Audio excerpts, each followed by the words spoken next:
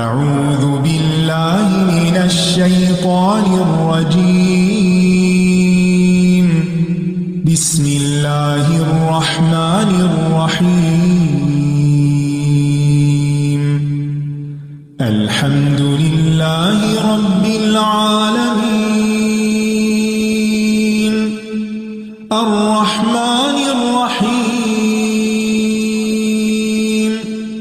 مالك يوم الدين. إياك نعبد وإياك نستعين.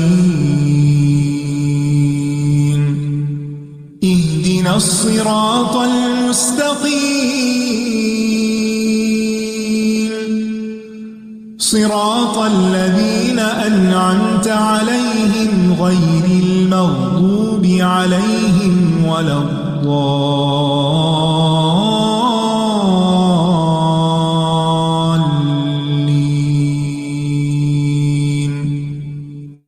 السلام علیکم ورحمۃ اللہ وبرکاتہ۔ وعلیکم وعلیکم السلام۔ السلام ورحمۃ اللہ وبرکاتہ۔ کیا حال ہے سب کا؟ الحمد للہ، آپ کیسی ہیں؟ سر آپ کیسی ہیں؟ الحمد للہ، شکر اللہ کا۔ تو آئیے ہم شروع کرتے ہیں۔ نحمدہ ونصلی علی رسولہ الکریم، اما بعد فاعوذ باللہ من الشیطان الرجیم، بسم اللہ الرحمن الرحیم۔ رب اشرح لی صدری ویسر لی امری واحلل عقدۃ من لسانی یفقہوا قولی۔ الحمد للہ النور اسمہ النور ووجہ النور ووجہہ النور کتابہ النور دینہ النور۔ الحمد للہ رسولنا نور ہدیہ نور نور علی نور۔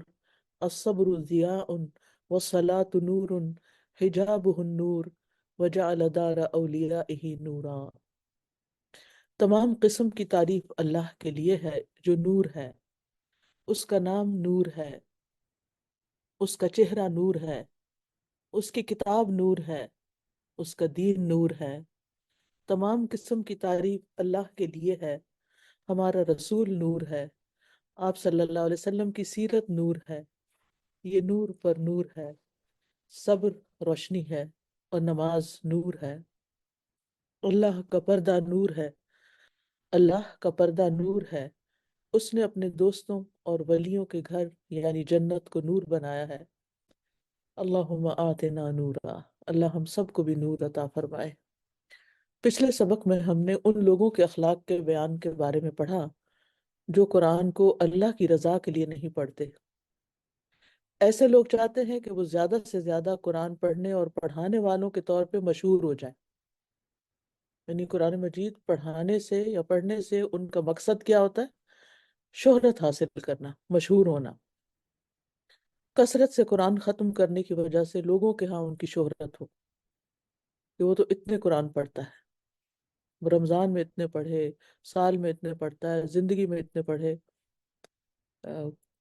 کسی شخص نے ذکر کیا تھا کہ ان کے والد نے شاید 80 قرآن اب تک پڑھ لیے ہیں، تو انہوں نے ہر قرآن کو گن کے رکھا ہوا ہے، اور ظاہر ہے کہ جب گنا ہوا ہوتا ہے تو پھر انسان دوسروں سے بھی ذکر کرتا ہے۔ تو جو لوگ ان کے اصلی چہرے سے ناواقف ہوتے ہیں، بس ان کی تعریفیں ایسے لوگوں کو دھوکے میں ڈال دیتی ہیں اور وہ جھوٹی تعریفوں پر خوش ہوتے ہیں، حالانکہ ان کے اعمال بالکل جاہلوں جیسے اعمال ہوتے ہیں۔ وہ اپنی خواہشات کے پیچھے چلتے ہیں اور اللہ تعالیٰ کے احکامات کی اور جن باتوں سے اللہ تعالیٰ نے روکا ہے ان کی کوئی پرواہ نہیں کرتے۔ تو آج ہم پڑھیں گے پیج 37 سے۔ ان کان ممن یقرئ غضب علی من قرأہ علی غیرہ ان ذکر عنده رجل من اہل القرآن بالصلاح کرہ ذلک وان ذکر عنده بمکروہ سرہ ذلک یسخر بمن دونہ ویہمز من فوقہ یتتبع عیوب اہل القرآن لیدع منہم ویرفع من نفسہ یتمنى ان یخطئ غیرہ ویکون هو المصیب۔ اگر وہ قاری قرآن میں سے ہو تو وہ اس شخص سے ناراض ہوتا ہے جو اس کو چھوڑ کر کسی کے سامنے قرآن پڑھے، یعنی اگر اس کا شاگرد کسی اور کے پاس جائے تو وہ غضبناک ہوتا ہے، اگر اس کے پاس اہل قرآن میں سے کسی شخص کی صلاحیتوں کا تذکرہ کیا جاتا ہے تو اسے سخت ناگوار گزرتا ہے، یعنی اگر اسے بتایا جائے کہ فلاں تم سے بھی اچھا قرآن پڑھتا ہے، یا ویسے ہی تعریف کی جائے کسی کی، تو اس کو برا لگتا ہے، اور اگر اس کے سامنے کسی کی خامیاں بیان کی جائیں تو بڑا خوش ہوتا ہے، اپنے سے کم درجہ قاریوں کا مذاق اڑاتا ہے، اور اپنے سے بڑے قاریوں کے عیب جوئی کرتا ہے، ان کے عیب تلاش کرتا ہے، وہ اہل قرآن کی خامیاں ڈھونڈنے میں مشغول رہتا ہے تاکہ انہیں نیچا دکھا سکے اور خود کو اوپر، وہ خود کو بالا۔ اس کی خواہش ہوتی ہے کہ دوسرے قاری سے غلطی سرزد ہو جائے جبکہ وہ خود بالکل درست پڑھے، یعنی اس کا دل کیا ہوتا ہے کہ اور غلطیاں کرے لیکن میں غلطی نہ کروں تاکہ میں سب سے بڑا بن جاؤں۔ تو یہ جو شیطانی رویہ ہے، کیونکہ شیطان نے کیا کہا تھا، انا خیر منہ، میں انسان سے بہتر ہوں، تو جس انسان کے اندر یہ حرص پیدا ہو جاتی ہے، ایک تکبر کی خو آ جاتی ہے کہ وہ بس اپنے آپ کو ہی بڑا سمجھتا ہے اور اپنے آپ کو بڑا ثابت کرنے کی کوشش میں لگا رہتا ہے، اور اگر کسی اور کی بڑائی کی جائے، یعنی کسی اور کی بڑائی سامنے آئے، تو اس پر دل میں کڑتا ہے، ناراض ہوتا ہے، خوش نہیں ہوتا، اور دوسروں کی خامیاں دیکھ کے خوش ہوتا ہے تاکہ ان کا درجہ اور قدر اور منزلت گھٹ جائے۔ تو اس میں آپ دیکھیے کہ ہم سب کو دراصل اپنا اپنا جائزہ لینا ہے، ہمیں لوگوں کی طرف نہیں دیکھنا کہ لوگ کیا کہتے ہیں۔ تو بات یہ ہے کہ ایسا انسان جو اپنے شاگردوں کا دوسرے استادوں سے پڑھنے کو ناپسند کرتا ہے، اس انسان کے اندر دراصل، اس استاد کے اندر دراصل تکبر چھپا ہوا ہے، اور آپ کو معلوم ہے کہ رائی کے دانے برابر بھی تکبر جنت سے جانے سے روک دے گا، جنت میں داخل نہیں ہوگا انسان جس کے دل میں رائی کے دانے برابر تکبر ہو۔ تو یہ سارے انڈیکیٹرز ہیں جن سے ہمیں پتہ چلتا ہے کہ ہمارے دل میں کوئی تکبر چھپا ہوا ہے یا نہیں۔ تو جو شخص متکبر ہوتا ہے وہ کیا چاہتا ہے کہ سارے کا سارا معاملہ صرف اس کے لیے ہو، لوگ صرف اسی سے علم حاصل کریں، اگر کوئی کسی اور استاد کے پاس چلا جائے تو اس کو غصہ آتا ہے، یہ اس کی نیت کی خرابی کی علامت ہے، کیونکہ اگر وہ مخلص ہوتا تو اپنے شاگرد کو دوسروں سے استفادہ کرنے پہ ناراض نہ ہوتا، ہونا تو یہ چاہیے تھا کہ وہ کہتا کہ علم حاصل کرو، خواہ مجھ سے کرو یا کسی اور سے، کیونکہ اصل مقصد علم کا حصول ہے، یعنی جہاں سے بھی حاصل کر سکو کرو۔ obviously صحیح استادوں سے، صحیح علم دینے والوں سے، ہم اپنے اسلاف میں روایت دیکھتے ہیں کہ وہ اپنے شاگردوں کو دوسروں سے بھی علم حاصل کرنے کے لیے بھیجتے تھے۔ صحیح بخاری کی روایت میں آتا ہے، اکرمہ کہتے ہیں کہ ابن عباس نے مجھ سے اور اپنے بیٹے علی سے کہا کہ تم دونوں ابو سعید خدری کے پاس جاؤ رضی اللہ عنہ، اور دونوں ان کی حدیث سنو۔ چنانچہ ہم گئے تو وہ اپنے باغ کو درست کر رہے تھے، یعنی باغ میں کام کر رہے تھے، کھجوروں کے باغ ہوتے تھے نا مدینہ میں۔ انہوں نے اپنی چادر اٹھائی، یعنی کام کرتے ہوئے چادر اٹھا کے رکھی بھی ہوگی تو اب دوبارہ انہوں نے اوڑھی، اور گوٹ مار کر ہم سے حدیث بیان کرنے لگے، یعنی نیچے بیٹھ کر، یہاں تک کہ جب مسجد کی تعمیر کے ذکر پر آئے تو کہنے لگے کہ ہم ایک ایک اینٹ اٹھاتے تھے، یعنی مسجد کون سی، مسجد نبوی جو بنا رہے تھے، کہ ہم ایک ایک اینٹ اٹھاتے تھے اور عمار بن یاسر دو دو اینٹیں اٹھاتے تھے۔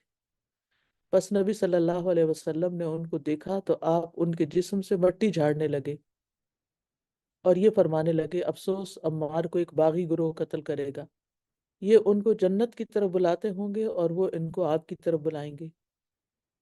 ابو سعید کہتے ہیں کہ عمار کہا کرتے تھے، اعوذ باللہ من الفتن، میں فتنوں سے بچنے کے لیے اللہ کی پناہ میں آتا ہوں، کہ اللہ تعالیٰ ہمیں ایسے تمام فتنوں سے محفوظ رکھے۔ پھر یہ ہے کہ اپنا کبر ختم کرنے کے لیے انسان کو دوسروں کے علم اور فضل کا اعتراف کرنا چاہیے، جہاں جس شخص کے اندر کوئی خیر خوبی بھلائی ہو اس کا اعتراف کرنا چاہیے۔ صحیح مسلم کی روایت میں ہے، عبداللہ رضی اللہ عنہ کہتے ہیں کہ اس ذات کی قسم جس کے سوا کوئی معبود نہیں، اللہ کی کتاب میں کوئی صورت ایسی نہیں مگر میں جانتا ہوں کہ وہ کس چیز کے بارے میں نازل کی گئی تھی۔ یہ عبداللہ بن مسعود رضی اللہ عنہ ہے کہ جن کے بارے میں آپ صلی اللہ علیہ وسلم نے فرمایا تھا کہ 4 لوگ ایسے ہیں کہ جن سے تم قرآن پڑھو، اور ان میں سے ایک عبداللہ بن مسعود تھے۔ وہ کہتے ہیں کہ کوئی آیت ایسی نہیں جس کے بارے میں نہ جانتا ہوں کہ وہ کس کے بارے میں نازل ہوئی۔ اگر مجھے معلوم ہو جائے کہ کوئی ایک اللہ کی کتاب کو مجھ سے زیادہ جاننے والا ہے، یعنی کوئی شخص اللہ کی کتاب کو مجھ سے زیادہ جاننے والا ہے اور اس تک اونٹ پہنچ سکتے ہوں، تو میں سوار ہو کر اس کی طرف جاتا۔ وہ صحابی ہیں جن کو نبی صلی اللہ علیہ وسلم نے ایک طرح سے سرٹیفکیٹ دیا اور ان کے قرآن پڑھنے کو اوتھینٹیکیٹ کیا کہ یہ صحیح پڑھتے ہیں۔ تو اب آپ دیکھیے کہ وہ کیا کہہ رہے ہیں کہ اگر مجھے معلوم ہو جائے کہ کوئی شخص اللہ کی کتاب کو مجھ سے زیادہ جاننے والا ہے اور اس تک اونٹوں پہ پہنچ سکتے ہیں، یعنی پیدل نہیں جا سکتے، تو میں سوار ہو کر اس کی طرف جاؤں۔ یہ ہے علم حاصل کرنے کی حرص، اور وہ خاص طور پر قرآن مجید کا علم۔ تو ان لوگوں کے دل ایسے کبر اور ایسے برے جذبات سے خالی تھے، وہ اپنے مقصد پہ نظر رکھتے تھے۔ تو جو لوگ بھی اپنے مقصد پہ نظر رکھتے ہیں وہ اس طرح کی غیر متعلقہ باتوں میں نہیں الجھتے۔ پھر ایسے شخص کی کچھ اور خرابیاں بھی بتائی گئیں جس کے اندر تکبر ہوتا ہے، مثلاً یہ کہ وہ اپنے سے کم درجے علم والے کا مذاق اڑاتا ہے اور زیادہ علم والے کے عیب نکالتا ہے۔ یعنی ایسے شخص کا حال یہ ہے کہ اگر اس کے سامنے کسی کی تعریف کی جائے تو اسے ناپسند کرتا ہے، اور اگر کسی کی برائی ذکر کی جائے تو خوش ہو جاتا ہے۔ اب یہ کتنا گھٹیا اخلاق ہے کہ کم درجے کے علم اور حفظ والے کا مذاق اڑانا، اس کی شان گھٹانا، اور جو حفظ اور ضبط میں اس سے بڑھ کر ہو تو اس پہ عیب لگاتا ہے تاکہ اس کی قدر و قیمت گھٹے اور ساری تعریف اور عزت صرف اسی کو حاصل ہوتی رہے۔ یہ کتنا خطرناک کام ہے۔ قرآن مجید میں ہمیں حکم دیا گیا ہے کہ ہم کسی کا مذاق نہ اڑائیں۔ اللہ تعالیٰ سورۃ الحجرات میں فرماتے ہیں کہ اے ایمان والو، تم دوسرے کا مذاق نہ اڑاؤ، ہو سکتا ہے وہ تم سے بہتر ہو۔ لا یسخر قوم من قوم عسى ان یکونوا خیرا منهم۔ ابن کثیر اس کی تشریح کرتے ہوئے کہتے ہیں اللہ تعالیٰ نے لوگوں کا مذاق اڑانے سے منع فرمایا ہے۔ اس سے مراد ان کو حقیر جاننا اور ان کو چھوٹا سمجھنا ہے۔ یعنی انسان اسی کا مذاق اڑاتا ہے نا جس کو وہ اپنے سے کم سمجھتا ہے، کسی بڑے کا مذاق نہیں اڑاتا جس کو اہمیت دیتا ہو، جس کی عزت کرتا ہو۔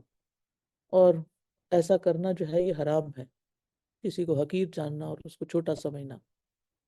اصل میں مذاق اڑانے کے پیچھے بھی کبر ہوتا ہے۔ آپ دلیل کی بنیاد پہ کسی کی تنقید کر سکتے ہیں کسی پر کہ اس کی فلاں بات اس قرآن کی آیت کے حساب سے یا حدیث کے حساب سے درست نہیں، آپ کرٹیسائز کر سکتے ہیں، لیکن بغیر دلیل کے کسی کا مذاق اڑانا یا کسی کی عیب جوئی کرنا یہ سراسر حرام ہے۔ اور ایسا شخص دراصل اپنے آپ کو بڑی چیز سمجھتا ہے اور دوسرے کو حقیر سمجھتا ہے۔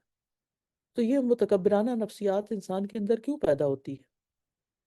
اس کی وجہ بھی یہی ہے کہ انسان اپنی دنیاوی شہرت، اپنے رتبے، اپنے مرتبے اور ان چیزوں کو زیادہ اہم سمجھتا ہے، اور خاص طور پر جن لوگوں کے گرد دولت، شہرت، قیادت یعنی منصب، کوئی اتھارٹی، یہ ان کے گرد جمع ہو جائیں تو وہ لوگ اپنے آپ کو پھر بڑی چیز سمجھتے ہیں۔ اور جس آدمی کے پاس یہ سب کچھ نہ ہو، دولت نہ ہو، شہرت نہ ہو، قیادت نہ ہو، تو اس کو وہ حقیر سمجھ لیتا ہے اور پھر اس کو حقیر سمجھ کے اس کا مذاق اڑاتا ہے۔ تو یہ بھی انسان کو یاد رکھنا چاہیے کہ اصل چیز، اصل بڑائی تو وہ بڑائی ہے جو اللہ کی نظر میں ہو۔ کسی کی بڑائی کا معیار دنیاوی رونقیں نہیں ہے۔ اور پھر آپ دیکھیں کہ اللہ تعالیٰ کیا فرماتے ہیں کہ ہو سکتا ہے کہ جس کا مذاق اڑایا جا رہا ہو وہ بہتر ہو اس سے جو مذاق اڑا رہا ہے۔ یہ آیت کا مفہوم یہ ہے۔ تو عام طور پر آپ دیکھیں کہ جب دو لوگوں میں یا دو جماعتوں میں یا دو گروہوں میں اختلاف ہوتا ہے اور ان کے پاس دلیل سے جواب نہیں ہوتا تو وہ ایک دوسرے کا مذاق اڑانے لگتے ہیں۔ ذرا سی کسی کی بات ہاتھ لگ گئی تو اس کی ہنسی اڑانی شروع کر دی، اور اس کو یہ نہیں پتا ہوتا کہ وہ جس کا مذاق اڑا رہا ہے ہو سکتا ہے وہ اللہ کے ہاں بڑی قدر و منزلت رکھتا ہو۔ اور پھر جو اللہ کے ولی کے اوپر کوئی بات کرے اور اللہ کے ولی کو ستائے تو آپ پھر سوچ سکتے ہیں کہ پھر اللہ سبحانہ وتعالیٰ خود اس سے انتقام لیتا ہے۔ مسلمان کی شان کیا ہے کہ وہ ایک دوسرے کو رسوا نہیں کرتا۔ ابو ہریرہ کہتے ہیں کہ رسول اللہ صلی اللہ علیہ وسلم نے فرمایا ہر مسلمان دوسرے مسلمان کا بھائی ہے، المسلم اخو المسلم۔ نہ اس پہ ظلم کرتا ہے، نہ اسے رسوا کرتا ہے، نہ اسے حقیر سمجھتا ہے۔ پھر یہ ہے کہ مومن مومن کا آئینہ ہے۔ نبی صلی اللہ علیہ وسلم نے فرمایا کہ مومن اپنے بھائی کا آئینہ ہے، جب اس میں کوئی عیب دیکھے اس کی اصلاح کر دے، نہ کہ اسے رسوا کرنا شروع کر دے اور اس کا مذاق اڑانا شروع کر دے۔ پھر اسی طرح مومن کی شان ایک اور حدیث میں بتائی گئی کہ مومن مومن کا آئینہ ہے، سنن نبی داؤد کی روایت ہے یہ، اور مومن مومن کا بھائی ہے، اس کے مال کا نقصان ہو تو بچاؤ کرتا ہے۔ یعنی اگر اس کے کسی مال مثلاً کسی کی کوئی چیز رکھی اور دیکھا کہ کوئی اور اٹھا کے لے جا رہا ہے تو وہ فوراً روکے گا اس کو، اور اس کی غیر موجودگی میں اس کی عزت کی حفاظت کرتا ہے۔ یعنی مومن کے مال و دولت اور عزت دونوں کی حفاظت کرتا ہے۔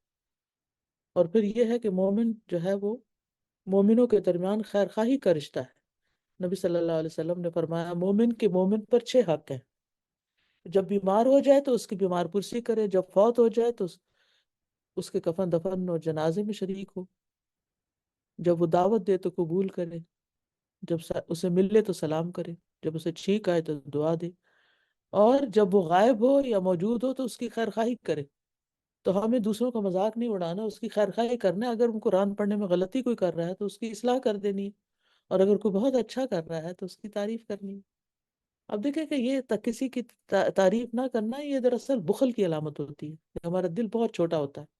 بخیل جیسے کسی کو مال نہیں دیتا، کسی کو وقت نہیں دیتا، کسی کو اپنی صلاحیتوں سے فائدہ نہیں دیتا، اسی طرح بخیل کسی کی خیر خواہی نہیں کرتا، اس کی اصلاح نہیں کرتا، اس کے بھلے اور فائدے کا نہیں سوچتا۔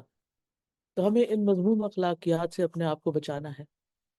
پھر وہ کہتے ہیں وَمَنْ كَانَتْ هَذِهِ صِفَتُهُ فَقَدْ تَعَرَّضَ لِسَخَطِ مَوْلَاهُ الْكَرِيمِ وَأَعْظَمُ مِنْ ذَلِكَ أَنْ أَظْهَرَ عَلَى نَفْسِهِ شِعَارَ الصَّالِحِينَ بِتِلَاوَةِ الْقُرْآنِ وَقَدْ ضَيَّعَ فِي الْبَاطِنِ مَا يَجِبُ لِلَّهِ وَرَكِبَ مَا نَهَاهُ عَنْهُ مَوْلَاهُ الْكَرِيمِ كُلُّ ذَلِكَ بِحُبِّ الرِّئَاسَةِ وَالْمَيْلِ إِلَى الدُّنْيَا قد فتنه العجب بحفظ القرآن والاشارت الیہ بالاصابع۔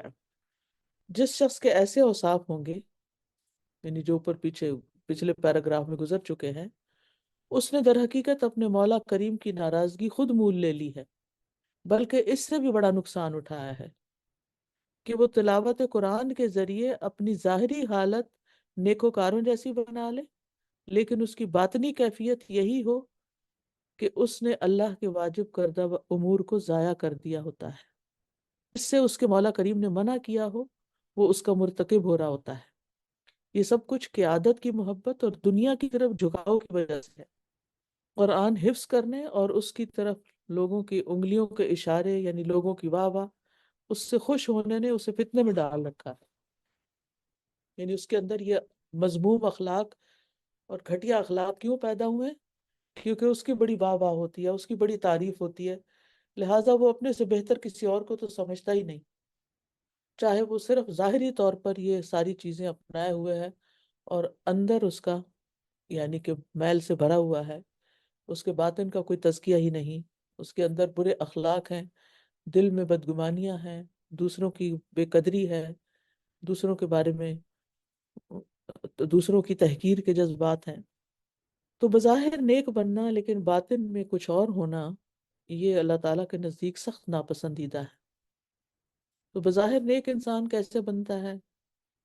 اپنے حفظ کی پختگی کی وجہ سے، حسن قرات اور ترتیل سے قرآن پڑھنے کی بنا پہ وہ کیا ظاہر کرتا ہے کہ وہ اہل قرآن میں سے ہے، نیک لوگوں میں سے ہے، کیونکہ لوگ دیکھتے ہیں واہ کتنا اچھا قرآن پڑھتا ہے۔ آپ دیکھیں کہ جتنے بھی قاری قرآن ہیں، اچھے اچھے بڑے ریسائٹرز ہیں، ہم سب ان کے بارے میں کیا گمان رکھتے ہیں کہ وہ بہت اچھے ہیں، ان کے فین بن جاتے ہیں، ان کی عزت کرتے ہیں، لیکن ہمیں نہیں پتا کہ وہ باطن سے کیسے۔ تو ہر شخص اپنا پتہ ہی صرف رکھ سکتا ہے، اور اپنا ہی پتہ کرنا چاہیے کہ باطن میں انسان فرائض کو نہ چھوڑے اور حرام کاموں کا مرتکب نہ ہو۔ اور پھر خاص طور پر یہاں یہ کہتے ہیں کہ قیادت کی محبت اور دنیا کی طرف جھکاؤ ایسے انسان کے لیے سب سے بڑی خرابی کی وجہ ہے۔ اس بارے میں حدیث میں آتا ہے، رسول اللہ صلی اللہ علیہ وسلم نے فرمایا، دو بھوکے بھیڑیے جنہیں بکریوں کے ریوڑ میں چھوڑ دیا جائے اتنا نقصان نہیں پہنچائیں گے جتنا نقصان آدمی کے مال و جاہ کی ہرس اس کے دین کو نقصان پہنچاتی ہے۔ مال اور جاہ، جاہ ہوتا ہے منصب، قیادت۔ اگر آپ کو کبھی ایسا منظر دیکھنے میں آیا ہو، ایک دفعہ میں دینا ایک شہر ہے جہلم کے پاس، وہاں کسی کے گھر میں انوائٹڈ تھی، درس ہوا تھا اس ایریا میں، اور پھر ہم کسی کے گھر میں گئے تو انہوں نے ہمیں اپنے باغ میں بٹھایا۔ اب ہوا یہ کہ ہم لوگ بیٹھے ہوئے تھے کہ اتنے میں ان کے گھر کا پھاٹک یعنی گیٹ کسی نے کھول دیا، تو کچھ بکریاں اندر آ گئیں۔ لا حول ولا قوت الا باللہ، انہوں نے جو یلغار کی باغ پر، پھول پتے ادھر ادھر جو ملا اس کو توڑ پھوڑ کھانا شروع کر دیا، اور تھوڑی دیر میں اس کا حال خراب کر دیا۔ اور وہ خواتین سے ظاہر ہے کہ بکریاں پکڑ کے ان کو گھر سے باہر نکالنا ایک مشکل کام تھا۔ تو ہمیشہ جب میں یہ حدیث پڑھتی ہوں تو مجھے وہ منظر یاد آ جاتا ہے کہ دو بھوکے بھیڑیے جنہیں بکریوں کے ریوڑ میں چھوڑ دیا جائے انہیں اتنا نقصان نہیں دیں گے کہ بکریاں چیڑ پھاڑ کے کھا جائیں، کیونکہ لمیٹڈ ہی کھا سکتے ہیں نا۔ اس سے زیادہ نقصان آدمی کے مال اور جاہ کی ہرس، کہ میرے پاس زیادہ مال ہو، بس یہی لالچ ہو اس کے دل میں، اور پھر قیادت ہو، یہ اس کے دین کو نقصان پہنچاتی ہیں، اس کے دین برباد ہو جاتا ہے، آخرت خراب ہو جاتی ہے۔ لیکن اس کے برعکس جو لوگ آخرت کی فکر کرتے ہیں وہ دنیا سے بے نیاز ہو جاتے ہیں، لیکن دنیا کا ہم و غم لگانے والے سے اللہ تعالیٰ بے نیاز ہو جاتا ہے۔ نبی صلی اللہ علیہ وسلم نے فرمایا، جو اپنے غموں کو ایک ہی غم بنا لے، یعنی آخرت کا غم، تو اللہ تعالیٰ اس کے دنیا کے غموں سے اسے کفایت کرے گا، اور جس کو پریشانیاں ادھر ادھر بھٹکا کے لے جائیں، اللہ کو اس کی کوئی پرواہ نہیں کہ وہ دنیا کی کس وادی میں ہلاک ہوتا ہے۔ اب یہ حیرت کی بات ہے نا، کہ جو آخرت کا غم لگائے گا اللہ تعالیٰ اسے دنیا کے غموں سے نجات دے دے گا۔ سبحان اللہ۔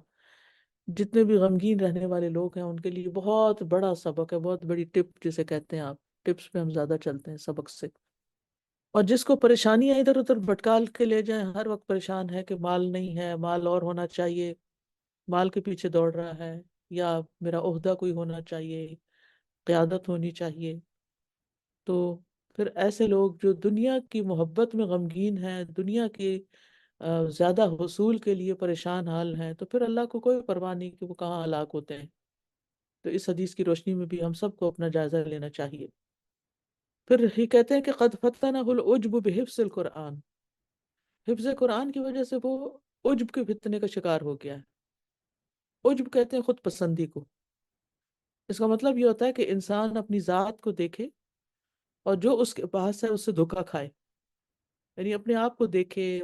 کئی لوگ ہوتے ہیں نا، آپ نے دیکھا ہوگا، اپنے ہاتھوں کو دیکھتے رہتے ہیں، اپنی انگوٹھیاں دیکھتے رہتے ہیں، اب بار بار شیشہ دیکھ کے اپنی شکل دیکھتے رہتے ہیں، بڑے شیشوں میں اپنا قد دیکھتے ہیں، اپنے لباس کو دیکھتے ہیں، چال چل کے دیکھتے ہیں کیسے لگ رہے ہیں، سارا وقت اپنے آپ کو دیکھتے رہتے ہیں، اور پھر دھوکا کھاتے ہیں کہ ہم بہت خوبصورت ہیں، ہم دوسروں سے بہتر ہیں، ہم اسمارٹ ہیں، دوسرے لوگوں کو تو پرواہ ہی نہیں ہے، کہاں پھیل رہے ہیں، کتنے موٹے ہو رہے ہیں۔ تو یہ ظاہریت پر بھی یعنی ظاہریت کے اعتبار سے بھی کچھ لوگوں کا یہ رویہ ہوتا ہے، اور کچھ لوگوں کو صرف اپنے حسن پہ غرور نہیں ہوتا، علم پہ بھی غرور ہوتا ہے، یا پھر اپنی قوت اور صحت پر، یا پھر مال کی کثرت پر، یا اولاد کے اچھا ہونے پر کچھ لوگ بڑا غرور کرتے ہیں۔ تو یہ سارے دھوکے ہیں انسان کے۔ تو خود پسندی جو ہے کسی بھی اعتبار سے، چاہے وہ مال یا اولاد یا کسی بھی وجہ سے ہو، یہ انسان کے نیک اعمال کے لیے ہلاکت کا سبب ہے، ہلاکت کا ذریعہ ہے۔ ابن مسعود کہا کرتے تھے کہ ہلاکت دو چیزوں میں ہے، مایوس ہو جانا اور خود پسند بن جانا۔ ہلاکت دو چیزوں میں ہے، مایوس ہو جانا اور خود پسند بن جانا۔ یعنی جو انسان بس صرف اپنی ذات کے دائرے میں رہے، صرف اپنا آپ ہی اس کو اچھا لگے، کوئی اس کی نگاہ میں نہ سمائے، تو یہ دراصل ہلاکت کو دعوت دینے والی بات ہے۔ اور خود پسندی کی بدترین اقسام میں سے وہ خود پسندی ہے جو علم اور فقہ سے پیدا ہوتی ہے۔ سورۃ فاطر میں آتا ہے افمن زین لہ سوء عملہ فرآہ حسنا، کیا بھلا وہ شخص جس کے لیے اس کا برا عمل خوبصورت بنا دیا گیا ہو اور وہ اسے اچھا دیکھے، یعنی کیا وہ ہدایت یافتہ کی طرح ہو سکتا ہے؟ یعنی عمل اس کا برا ہے لیکن اس کو اچھا لگتا ہے، اس قدر افسوس کی بات ہے۔ مطرف بن عبداللہ کہا کرتے تھے میں اگر رات بھر سوتا رہوں اور صبح اٹھ کر نادم ہوں تو مجھے یہ زیادہ محبوب ہے کہ میں رات کو تہجد پڑھوں اور صبح میں خود پسندی میں مبتلا ہو جاؤں، یعنی صبح میں دوسروں سے اپنے آپ کو بہتر سمجھوں۔ تو ایسا شخص بڑا بد نصیب ہے جو نیک کام کرے لیکن اجر سے محروم ہو جائے۔ علماء کہتے ہیں کہ بد نصیب اور محروم وہ شخص ہے جس کے لیے اطاعت کے اسباب آسان کر دیے گئے ہوں اور وہ ان پر عمل نہ کرے، یعنی جس کے لیے اطاعت کرنا مشکل نہیں لیکن پھر بھی وہ نہ کرے۔ اور اس سے بھی بڑا بد نصیب اور محروم وہ شخص ہے جو خراب نیت کے ساتھ اطاعت بجا لاتا ہے، پھر وہ اس کے اجر و ثواب سے محروم کر دیا جاتا ہے۔ تو اللہ تعالیٰ ہمیں ایسے برے اخلاق سے بچائے۔ کہتے ہیں ان مرض احد ابناء الدنیا او ملوکها فسأله ان يختم عليه سارع عليه وسر بذلك وان مرض الفقير المستور فسأله ان يختم عليه ثقل ذلك عليه۔ اگر کوئی دنیا دار یا وزیر اور امیر بیمار ہو جائے، ابناء دنیا اور ملوکها، اور وہ اس سے مطالبہ کرے کہ اس کے لیے پورا قرآن پڑھ دے، یعنی دم کر دے پڑھ کے، تو وہ اس کی طرف جلدی سے جاتا ہے، فوراً پہنچ جائے گا اور دم کرنے میں خوشی محسوس کرتا ہے۔ جبکہ اگر کوئی بدحال شخص، غریب شخص بیماری میں مبتلا ہو اور اس قرآن کو ختم کرنے کی درخواست کرے تو اس پر گناہ گزرتا ہے۔ اب تو الحمدللہ ہمارے پاس ڈیجیٹل قرآن ہے تو ہم بیمار کے پاس لگا کے چھوڑ دیتے ہیں، تو پہلے جو بیمار ہوتا تھا لوگ اس کے پاس کسی کو بلوا کے قرآن پڑھاتے تھے کہ وہ بیٹھ جائے اس کے پاس اور قرآن پڑھتا رہے تاکہ اس کی قرآن شفا ہے نا۔ تو اب تو اللہ تعالیٰ نے کتنی سہولت کر دی ہے، اپنے موبائل پہ آپ لگا لیں سورۃ البقرہ اور ہسپتال میں لیٹے لیٹے سنتے رہیں۔ تو ایسا وہ کیوں کرتا ہے کہ امیر لوگوں کے پاس بھاگ بھاگ کے جاتا ہے، غریب لوگوں کی بات نہیں سنتا؟ کیونکہ اس کا اصل مقصد دنیا کا حصول ہے، اسے دنیا داروں سے کچھ ملنے کی طمع ہوتی ہے، اس لیے ان کی طرف بھاگتا ہے۔ اور فقیر سے تو اس سے کچھ بھی نہیں ملنا، اس لیے فقیر کی طرف جانا اس کے لیے گراں ہوتا ہے۔ حالانکہ انسان اگر دیکھے تو فقیر جو ہے اس سے جب کچھ نہیں ملے گا تو اللہ کے پاس سارا کچھ جمع ہو جائے گا۔ امیر کچھ دے دے گا تو کچھ دنیا میں ہی مل گیا، اگر اس کی نیت دنیا کمانی تھی پھر تو سارا ہی برباد ہوا، اور اگر آخرت کمانی تھی تو بہرحال اگر دنیا میں انسان کو ملتا ہے تو پھر آخرت کے لیے تو پورا اجر نہیں باقی۔ حالانکہ ہم دیکھتے ہیں نبی صلی اللہ علیہ وسلم کی سیرت میں کہ فقراء اور مساکین کو زیادہ توجہ دیا کرتے تھے۔ سلسلہ صحیحہ کی ایک حدیث میں آتا ہے کہ آپ صلی اللہ علیہ وسلم کمزور مسلمانوں کے پاس جاتے، ان سے ملاقات کرتے، ان کے مریضوں کی بیمار پرسی کرتے، ان کے جنازوں میں حاضر ہوتے۔ ایک اور روایت میں آتا ہے آپ چلنے میں پیچھے رہتے، کمزور کو چلاتے، اپنے پیچھے بٹھا لیتے اور ان کے لیے دعائیں کرتے۔ سبحان اللہ، یہ ہے نبی صلی اللہ علیہ وسلم کا اخلاق، کہ کمزوروں کی طرف توجہ۔ اسی طرح معاشرے کے کمزور طبقوں کے کام آتے۔ عبداللہ بن ابی اوفا فرماتے ہیں کہ رسول اللہ صلی اللہ علیہ وسلم اللہ کا ذکر زیادہ کیا کرتے تھے اور لا یعنی گفتگو نہیں کرتے تھے، نماز لمبی پڑھتے، خطبہ مختصر دیتے، نیز بیواؤں اور مسکینوں کے ساتھ اٹھتے بیٹھتے اور ان کا کام کر دینے میں کوئی شرم اور عار محسوس نہیں کرتے تھے۔ اور اس میں ہم عملی طور پر بھی دیکھتے ہیں کہ ثابت البنانی جو ہے وہ انس رضی اللہ عنہ سے روایت کرتے ہیں کہ ایک عورت کی عقل میں کچھ نقص تھا، وہ کہنے لگی اے اللہ کے رسول مجھے آپ سے کام ہے۔ آپ نے فرمایا اے ام فلاں دیکھ لو تم جس گلی میں چاہو کھڑی ہو جاؤ، میں وہاں آ کر تمہارا کام کر دوں گا۔ آپ ایک راستے مجھ سے الگ ملے، تاکہ یہاں تک کہ اس نے اپنا کام کر لیا، اپنا سوال پوچھ لیا، جو بھی اس کا مسئلہ تھا اس نے معلوم کر لیا۔ تو آپ راستے میں کیوں ملے؟ تاکہ تخلیہ نہ ہو، اکیلی عورت کے ساتھ کسی بند کمرے میں ملنا جو ہے وہ درست نہیں ہوتا۔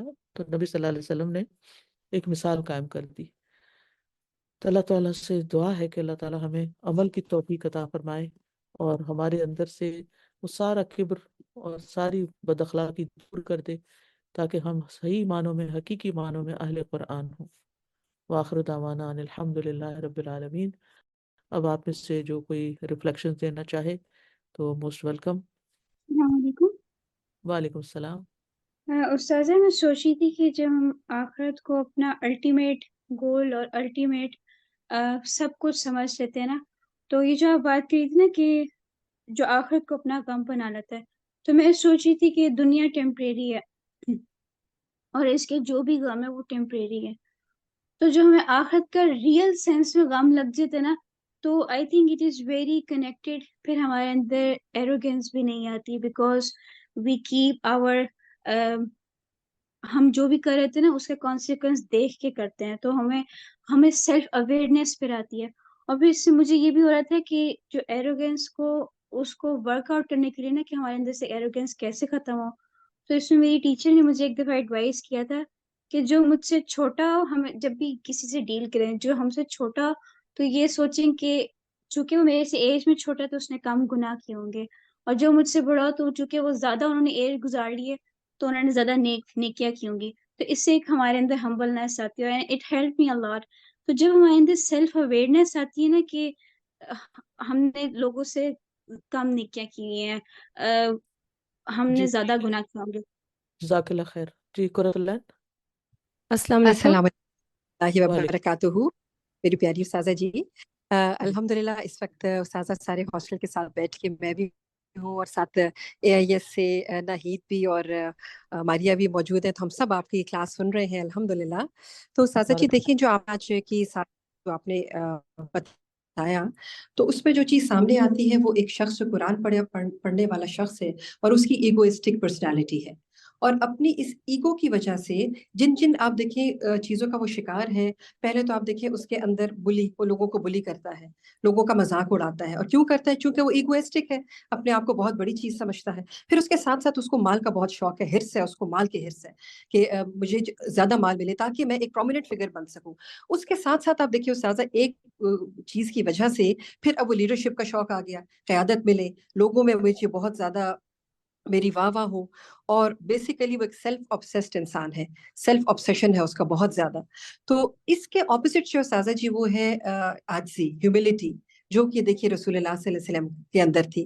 تو جس کے اندر علم آتا ہے، جیسے کہتے ہیں نالج اسپیکس اینڈ وزڈم لسنز، تو جتنا علم آتا ہے وہ بہت بولنا شروع ہو جاتا ہے، اور جس کے اندر جتنی حکمت ہوتی ہے پھر وہ خاموشی کے ساتھ سنتا ہے. اس کے اندر عاجزی ہوتی ہے جو اپنے ایکشن سے وہ دوسروں کو انسپائر کرتا ہے. جزاک اللہ خیر. بارک اللہ فیکم. جی شاہین.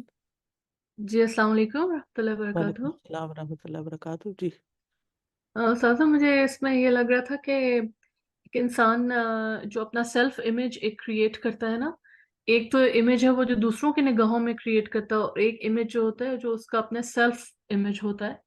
تو بعض اوقات وہ دھوکہ دینے کا اتنا عادی ہو جاتا ہے نا، اپنی ظاہریت سے لوگوں کو امپریس کرنے کا اتنا عادی ہو جاتا ہے کہ وہ خود بھی اس سے امپریس ہونے لگ جاتا ہے. مجھے اس سارے لیسن میں آج یہ بہت امپورٹنٹ بات لگی ہے کہ اگر وہ خود ہی دھوکے کا شکار ہو گیا ہے، اپنے ہی دھوکے کا، اور وہ خود کو نیک سمجھنے لگ گیا ہے، تو پھر اس کے لیے اصلاح کرنا جو ہے وہ بہت ہی مشکل ہے، سوائے اس بات کے کہ وہ یعنی غور کرے اور یعنی اپنے جو تھنکنگ پیٹرن ہے اس کو وہ چینج کرے، ورنہ تو وہ اپنے آپ کو نیک ہی سمجھتا رہتا ہے. کئی لوگ ہوتے ہیں وہ سب کے سامنے مطلب اتنی بڑی بڑی غلطیاں کر رہے ہوتے ہیں، لیکن آن دا اسپاٹ وہ دوسرے لوگوں کے عیوب ایسے بیان کرتے ہیں جیسے کہ ان میں وہ نہیں ہے، حالانکہ انہوں نے اسی وقت اس کو ڈسپلے کیا ہوتا ہے.